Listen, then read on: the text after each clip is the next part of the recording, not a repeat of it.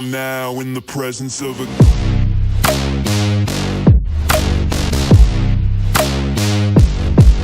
king.